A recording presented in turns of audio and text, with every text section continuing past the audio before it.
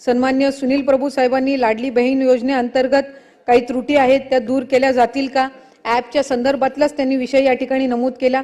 त्याच्यामुळे मी आत्ताच आपल्या उत्तरामध्ये सांगत असताना ज्या ज्या काही ॲप मधल्या सुधारणा आहेत, आम्ही पोर्टल सुद्धा त्याचं डेव्हलप करत आहोत।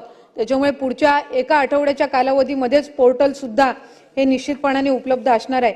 त्यामुळे ऑनलाईन मोबाईल ॲप सहितच पोर्टलवर सुद्धा आता फॉर्म उपलब्ध होणार आहे। ऑफलाईन फॉर्म स्वीकारण्याची सुद्धा प्रक्रिया ही गतीने सुरू आहे आणि साधारणपणे 15 लाखापेक्षा अधिक ऑनलाईन फॉर्म्स हे ऑलरेडी पात्र फॉर्म्स हे ॲपवर रजिस्टर झालेले आहेत।